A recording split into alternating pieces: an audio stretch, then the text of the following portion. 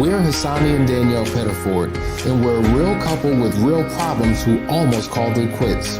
I was very frustrated. I became very disconnected, very jaded and cold. We have 4 children, going on 20 years of marriage, and we practice what we preach. Our mission, to change the way couples relate to one another and teach them the skills needed to improve the quality of their relationships. This is the Couples Academy Show. Welcome, folks. This is the Couples Academy Show. Glad that you are here. It's Friday, and as you know, Friday is what? Friday is Q&A, relationship Q&A. So this is an opportunity for you to get your questions in, whatever they are. Put them in the chat now. Put them in the chat now. Put them in the chat now. Don't wait.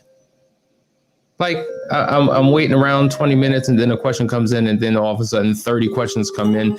There are 3 minutes left, and then you wonder why I can't get to them. So listen, guys, it's all about you today. Today is you. The agenda is all about answering your questions. So whether you're single, you're dating, you're in a committed courtship, you're engaged, you're married, you're in a separation, we want to be able to address all the issues that you're dealing with right now. Okay.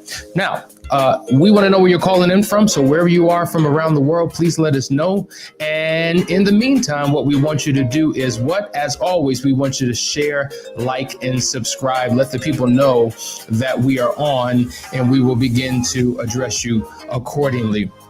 All right, listen, I just want to let you know the link is also in the description for you to register for the final retreat. We have 2 coming up, one in October and one in November. So make sure you take the time to do that. Listen, I had somebody reach out to me on Instagram. I'll just start with them. They're in a relationship with somebody. Their partner, was honest and open and admitted that in the past, she was unfaithful. And explain the reasons why and how it led to the demise of that relationship. And then a few relationships after that, some relational turmoil that she went through. And now his concern is, do I cut and run, or is this a sign that it won't happen again? And I said to him, you know what, first of all, I appreciate the fact that she was honest. A lot of times people put their best foot forward in the dating season and they don't share. There's different philosophies that say, don't talk about your past, keep that in the past. They don't need to know about that. What they don't know won't hurt them, but that's actually not true. What they don't know can kill them. And you want to be honest enough to give a person a choice. When you're talking about your past and you're talking about lessons you learned and experiences you've had, to be open and honest and transparent about it gives your partner the opportunity to make a conscious decision as to whether they want to move forward. And so he was kind of vacillating. What do I do in this situation? Because she cheated before is an indication that she'll cheat again. And I said, absolutely not. It seems like she's made an internal vow not to do it. She's learned from her lessons. She realizes the hardship and the impact that, being unfaithful has on her, had on him, had on the relationship. And she's not willing to make that mistake again. I think that's a tremendous level of insight. The fact that she's so adamant about not doing it, how she would just leave before doing that. Some people don't learn that lesson. Some people go from one relationship into the next relationship with the same issues because why? They carry themselves with them everywhere they go. So you can't run from yourself. You can't hide from yourself. And so what happens is we point the finger at other people, making other people the cause of what's wrong in the relationship, not realizing there are 3 fingers pointing right back at us. And so we jump into another relationship and it becomes a rerun relationship, different name, different face, but the same situation because you brought you into that next relationship. And if you didn't take the time to be alone and by yourself, if you didn't take the time to become the best version of yourself, because there's a difference between being single and separate. You could be physically separate from somebody, but still not be single yet. And until you have a singleness of heart, singleness of mind, until you begin to cleanse yourself from all of the stuff from the past, until you begin to learn life lessons, right? Because Erykah Badu said, in every experience, there's a lesson learned. So if you have not learned those lessons, then you're bound to repeat them again. But if you have, and you take a new approach, you have a new mindset, you're willing to do things different in your new relationship, you can have a completely different experience. And so he was hopeful and thankful for that response and will move forward in that relationship. All right, we got a couple questions, but I want you to bring them in as soon as you have them. I'm going to go straight to, forgive me, I may be saying your name wrong, but Fidelina, I think that's what it is. How do you get your husband to tell you why the affair happened from Las Vegas? Okay, so I'm assuming it was an affair that he had while he was away on a trip, but whatever the circumstances were, how do you get him to tell you the reason why? You know, this is the challenge, right? Because some people understand their why and because of guilt and shame, don't share it. Some people just haven't given much thought to it and don't really understand the why. And if they do, they understand it on a surface level, but not maybe on a deep level. Maybe the reason why he has not shared it is because he doesn't feel safe. There may be fear and anxiety and trepidation that he has about being honest, the consequences of what may happen if the truth comes out. Maybe he just doesn't want to hurt you and telling you the truth. He already knows what it will do to you, so he's keeping it from you. A lot of times people are trapped in guilt and shame and just don't want to deal with it. You know, to deal with the why forces me to be introspective. And now I got to look at myself. That's the last thing I want to do because I don't want a reminder of what I just did. I want to put it past me. I want to push it down. I want to move past it. And what happens is I'd rather not engage in the conversation. And that's why people do what they do.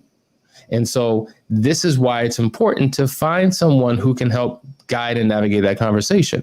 Find someone who can help create a safe environment for him to feel, for it to be conducive for him to share. If he's trying to share and he's cut off and told how wrong and stupid he is and how that just doesn't make any sense. If you respond through tears and now you're crying and he doesn't want you to cry. If you respond through cursing and screaming and yelling and cutting him off and calling him out of his name, well, he doesn't want to feel further humiliated and punished. You know, these are all things that will demotivate him from being open. So both of you have a role to play in this conversation. He has the role of being open and honest and transparent, but you have a role of creating a safe environment for him and letting him know that what he shares will not have consequences for his truth. So I hope that makes sense. All right, Vashan, we have a question. Why do I torture myself? Why is it when things seem to be getting better, I have the urge to snoop and then yet I find that nothing has really happened? Why do I like breaking my own heart? That's a very good question. So what happens is when you're going through the discovery phase, or you may be out of the discovery phase, maybe it happened months ago, years ago, and you've kind of picked up the pieces and moved on. Sometimes you get this urge. Sometimes you get a feeling. Sometimes these feelings are God communicating with us. Sometimes these urges and feelings aren't based upon that at all, but insecurities, inadequacies, that were created as a result of the affair in the first place, or whatever the betrayal may be. And what happens is there's something called the obsessiveness. There's an obsessiveness that the betrayed spouse has in terms of wanting to know everything, but beyond the details of the affair, wanting to have a magnifying glass on everything your spouse does. Who are you talking to? Who are you texting? Why are you laughing? Like you texting and you got this grin and smiling. Well, who you talk? Like, what is that about? You know, why were you 5 minutes late for work? What did you go? I mean, who right? So all these things begin to happen. Searching phone records and digging into emails and looking in closets and, checking, pants pockets and things of that nature, trying to find something, because something in you, there's a fear in you that it may happen again, or what if, and how would I deal? And so you have this obsessiveness to search and seek and find. And then when you do, it was nothing. And the questions that you ask are questions of suspicion. Right? You're trying to find out, is there something being hidden? Is there something not true? Is there something off? And what happens is it's like a dog that's chasing its tail, right? And even though for the last couple of months or couple of years, nothing's come up, I don't know why I woke up this morning with this feeling. I don't know why I had this dream. I don't know why I have this urge. And so the reality is that's why there's internal work that still needs to be done. That's why there's a process that you still need to go through. And my question is, have you? My question is, are you working with someone? My question is, has someone challenged you in those particular areas? Because there's a major difference between feelings and facts. And because we feel it and it feels so real, we've made feelings facts and they are not the same.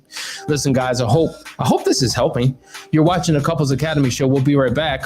We want to answer some more of your questions. Stay tuned.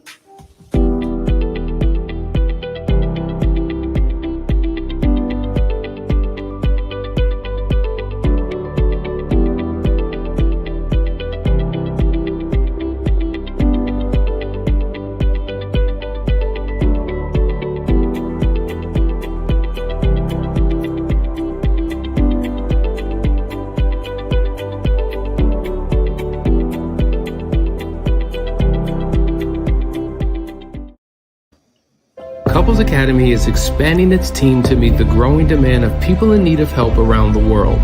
So if you're a trained, licensed, or certified expert in marriage enrichment, infidelity recovery, sex therapy, life coaching, cognitive behavioral therapy, divorce mediation, financial coaching, or family therapy, contact us today.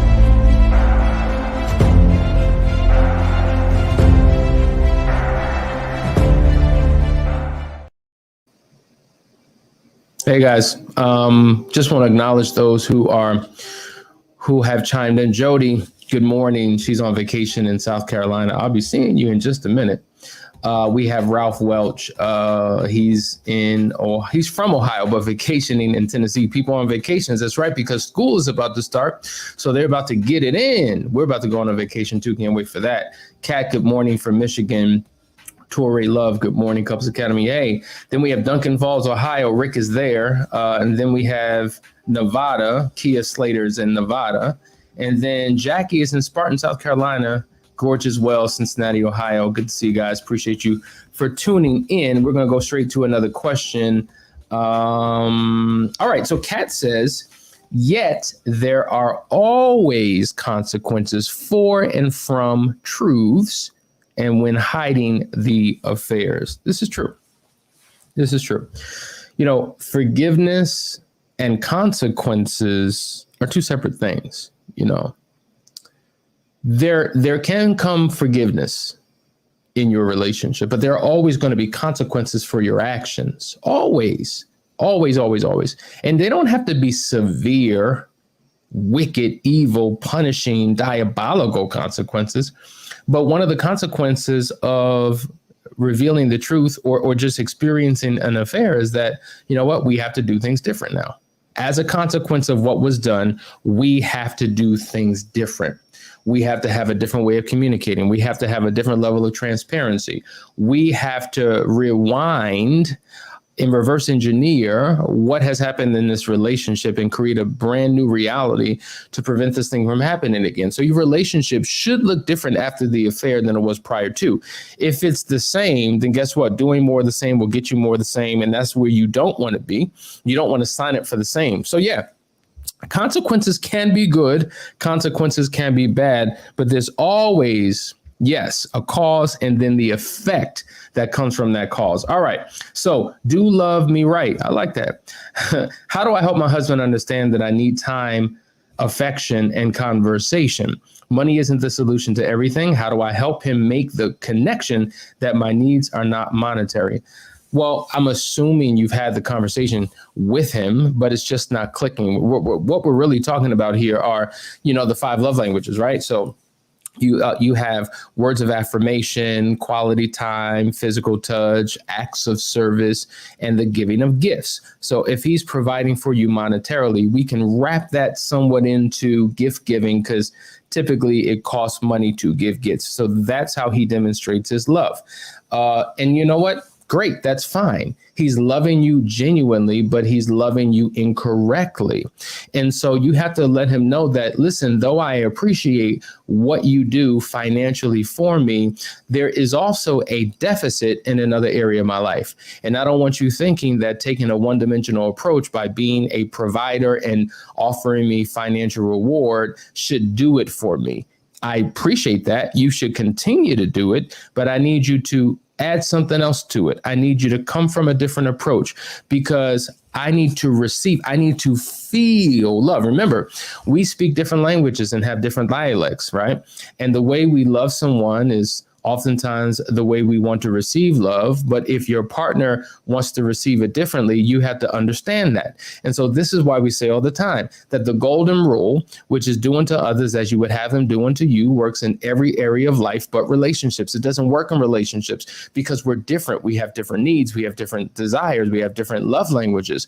The platinum rule is the name of the game. Remember I told you what the platinum rule is? The platinum rule is do unto others as they want done unto them. This is why we say you have to become a student of your spouse. So if your partner truly loves you and he takes on the approach of become a student of your spouse, get your PhD in your partner. Okay, babe, you want to be loved? How do I need to love you? Through affection, through time? Okay, boom. Well, what does that look like? I mean, I hear that. I get it intellectually. I get the concept of it. But when you say quality time, what does that mean? I remember watching The Breakup. Remember The Breakup, that movie back in the day? And in The Breakup, they had that fight scene and they were talking about how they spend quality time. Like she was saying, we never spend quality time together. And he was just like, what do you mean we never spend quality time? We just went to the Michigan football game. And she was just like, that's quality time. That's quality time for you. What about for me? What about how I need to receive it? And so you have to make sure that that's where the connection is. So what I would say is sometimes you got to draw a picture. You got to make it plain. You got to clearly spell it out. You can't assume that he should just know because he's been in a relationship with you. Write it out. Have a conversation, share the sheet that you just wrote it out on, and then discuss it, record the conversation, send him the audio, let him listen to it again and again and again. Tell him, I need these particular things. And if you do these things, I will feel the love that I've been seeking. Hopefully that answers the question and gives you more insight on how to show up. All right. Sarayet, I think. What should you do if you're seeing somebody and y'all sleeping together and you told this person what you wanted? You told this person what you wanted before y'all started dating. They say they not ready to be serious, but don't want you to leave and don't want to stop having sex. Okay. So what should you do if you're seeing somebody and you're sleeping? Well, stop sleeping together. First of all, stop sleeping together. Listen, what happens is sex is designed for those in a covenant relationship, right? Those are the privileges that happen when you are married. And when you engage in certain behaviors outside of marriage, it comes along with other things that may not be ready for, he may not be ready for. I mean, it comes with a deeper level of commitment and expectations and rules and things of that nature. And you have to understand, once sex comes into play, it significantly shifts things in the relationship. So there's something called relationship developmental lag. Okay, let me explain what this means. Let's just and I've used this before. Michael Jackson, 5 years old, enters show business, right? Enters into an adult world at a very young age. And so he's thrusted into making major decisions. He's exposed to many things. He was robbed of his childhood. He did not properly develop because he was thrusted into a world that he wasn't ready for. So now he becomes an adult, 30s, 40s, 50s, and he begins to engage in childlike behaviors. Like he has an amusement park in his backyard. He has a zoo and animals. He loves being around children, right?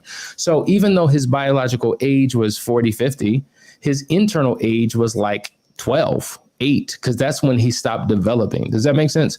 So relationship developmental lag works the same way. So here we are, we're dating, right? Maybe we're a month or 2 or 3 months in, whatever the case may be, we introduce sex into the relationship. Now we've just quantum leaped because we're engaging in something that should be reserved for another season and we're experiencing it now. And so according to relationship developmental lag, say you've been together for 2 years, but you engaged in sex month 3, your relationship would be 3 months old, according to relationship developmental lag, because it didn't have enough time to properly develop.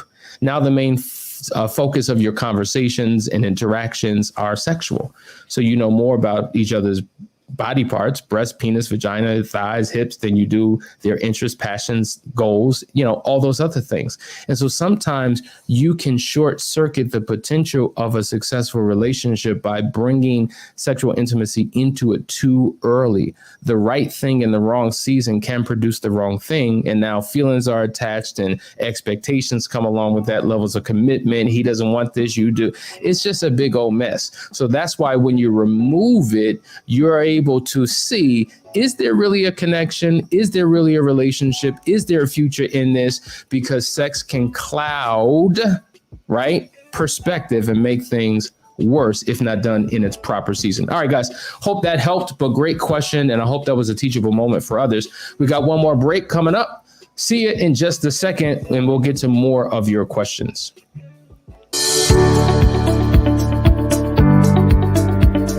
So.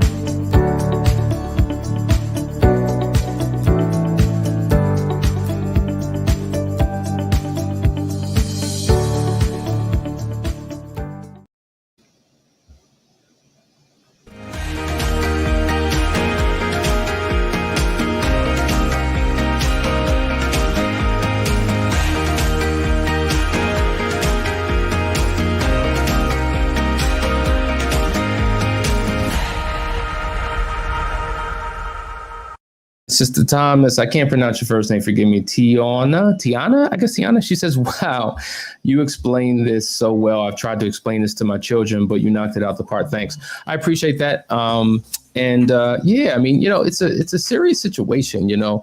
Sex, one of those polarizing conversations. Everybody's got an opinion. I don't know about all that. I mean, you didn't went too far now. That's just too deep. I don't know if I could do all that. Right. But I'm just saying, real talk. If you want to make a relationship work, there are laws and guidelines for a successful relationship. And if you want it to work, you gotta do the best you can. You gotta honor the laws for a successful relationship, and it will produce a harvest for you. Does that make sense? All right, we got a question that just came in through WhatsApp saying, hey, love the work you do. Do you do matchmaking? No. That's a hard, listen, tried it, didn't work. It just didn't work. So, yeah. Matter of fact, it's interesting because I personally know a couple matchmakers and they're like, I'm getting out the business. I'm switching this up because it's too difficult. People are crazy. People have all types of issues and idiosyncrasies and philosophies. It is so, listen, I don't want to say that it's worse now than it's ever been. I guess every season, every generation have their challenges when it comes to the dating scene.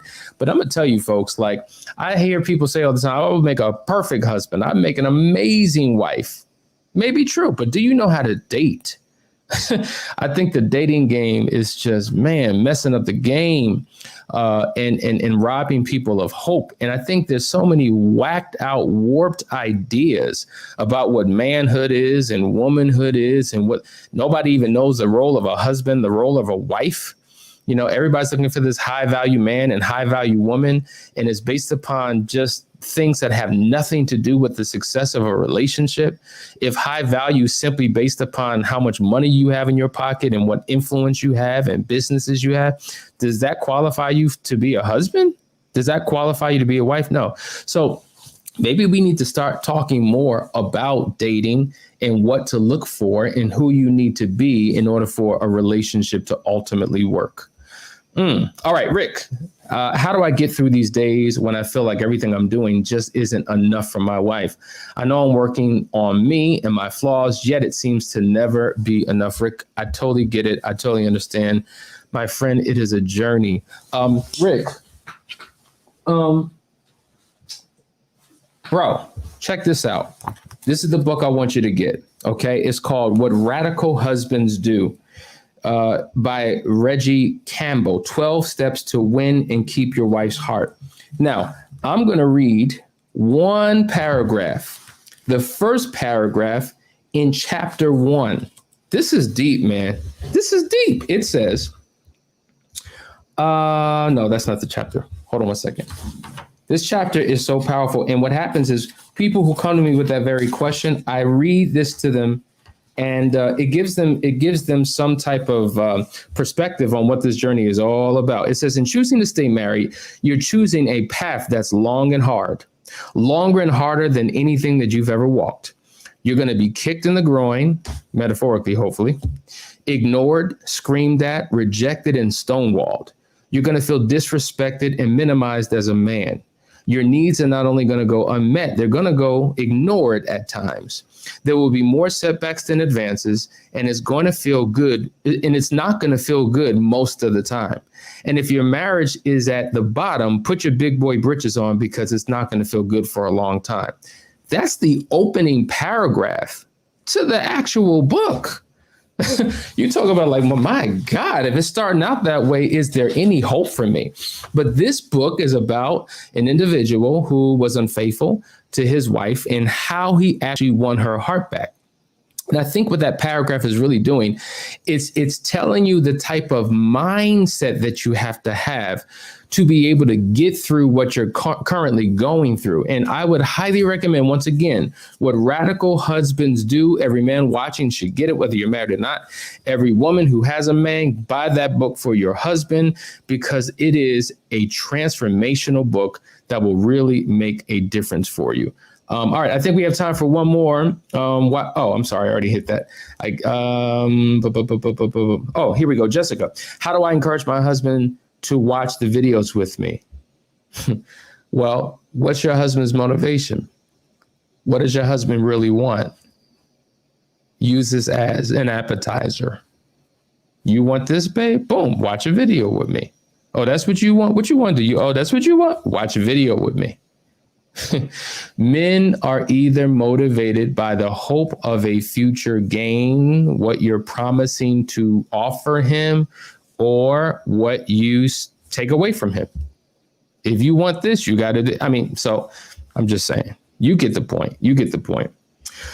Okay, Pam says, it's so sad people's concept of relationships nowadays. It is. Maybe we should do something on what it takes to be in a healthy dating relationship and who you need to be. Another question, we're waiting on the new masterclass in October. We want to sit at both you and Danielle's feet and just learn. I appreciate that. Listen, I told you we were going to do a masterclass. I think it's going to come before October. I'm going to check my schedule, but the masterclass, I don't know if you're talking about the retreat or the masterclass, but the masterclass, it will be on how to be a wife and how to be a husband. Very, very, very comprehensive unpacking, because most people have no clue of what that looks like. Anyway, guys, this is the show. It's Friday. I hope you got something out of today's Q&A. Make sure you watch the replay, share it with those in your community, because maybe there was something that you heard here today that wasn't just for you, but it was for somebody else as well. Enjoy your weekend. I got to get back to work. Day 2 of this intensive. Tomorrow's the last day. Then we have another great, phenomenal couple coming on in, and we love to serve the way that we do. But we will pick up on Monday. Come with another great topic in mind and take some notes. See you guys. Love you. This is the Couples Academy.